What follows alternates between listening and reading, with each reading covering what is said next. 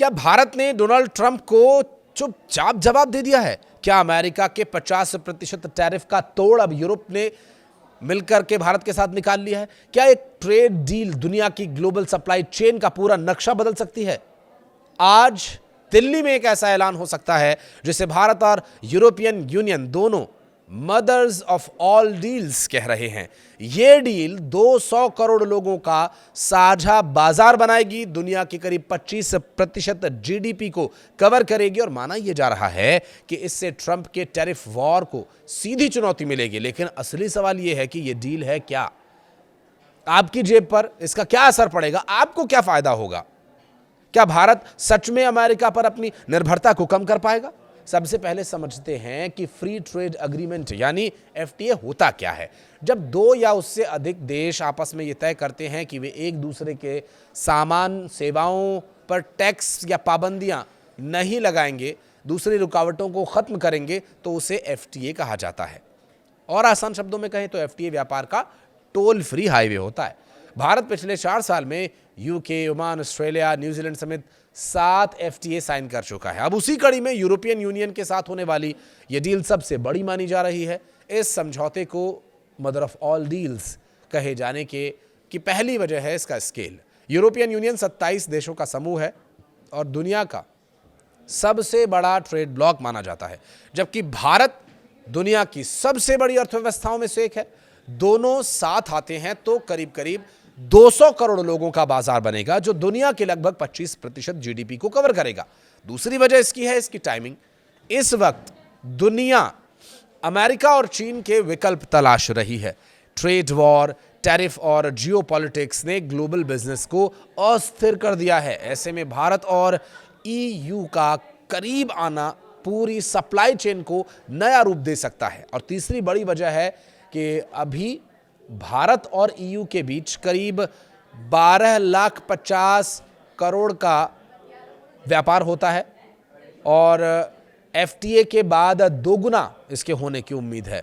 दिलचस्प बात यह है कि भारत की ईयू के बीच यह डील कोई नई सोच नहीं है।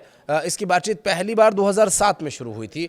इसे बीटीआईए यानी तब broad based trade and investment agreement कहा जाता था और 15 दौर की बातचीत हुई, लेकिन 2013 में ही मामला अटक गया था।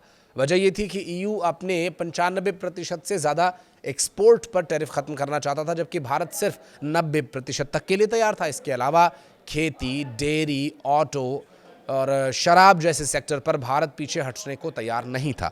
फिर 2022 में हालात बदले, चीन पर भरोसा कम हुआ, अमेरिका ने टैरिफ को हथियार बना लिया, बातचीत दोबारा शुरू हुई और आज स्थिति यह है कि 24 में से 20 चैप्टर्स पर सहमति बन चुकी है।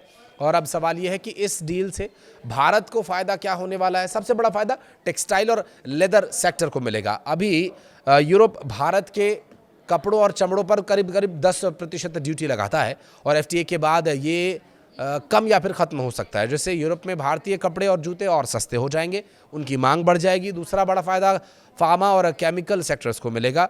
रेगुलेटरी अप्रूवल आसान हो जाएगा, जिससे भारत में बनने वाली जेनेरिक दवाइयों की यूरोपीय बाजारों में एंट्री आसान हो जाएगी और सेक्टर में 20 से 30% तक की ग्रोथ की उम्मीद है। डिफेंस सेक्टर में भी बड़ा बदलाव हो सकता है और अभी यूरोप भारत को हथियार बेचता है, लेकिन एफटीए के बाद वो भारत को मैन्युफैक्चरिंग पार्टनर भी बना सकता है, जिससे भारत में डिफेंस फैक्ट्रीज लगाने का जो रास्ता है वो एकदम नीट एंड क्लियर हो जाएगा। और इस डील से यूरोप को भी बड़े फायदे मिलेंगे। भारत में यूरोपीय शराब और वाइन्स पर अभी 150 से 200% तक टैक्स लगता है और टैरिफ घटने से प्रोडक्ट सस्ता होगा और भारत में इसकी खपत बढ़ेगी।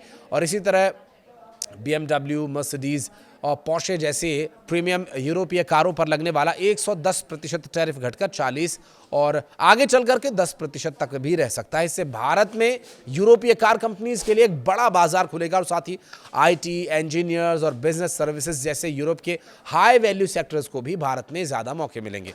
अब आते हैं सबसे अहम सवाल पर कि क्या इससे ट्रंप के टैरिफ की भरपाई हो पाएगी?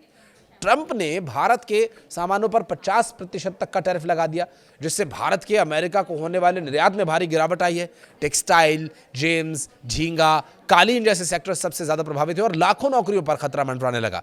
अर्थशास्त्रियों का मानना यह है कि ईयू के साथ एफटीए इस नुकसान की भरपूर भरपाई तो नहीं कर सकेगा, लेकिन इसका बड़ा हिस्सा जरूर संभाल सकता है। अनुमान यह है कि अगले 3 से 4 साल में भारत और ईयू के बीच व्यापार 22 लाख करोड़ रुपए से अधिक का हो सकता है। और ये डील ट्रंप के खिलाफ है या नहीं, असली सवाल यह है कि क्या अब भारत टैरिफ से डरने वाले देश की कैटेगरी में रह जाएगा या फिर नए ग्लोबल ट्रेड ऑर्डर्स के मजबूत खिलाड़ी के तौर पर उभरेगा।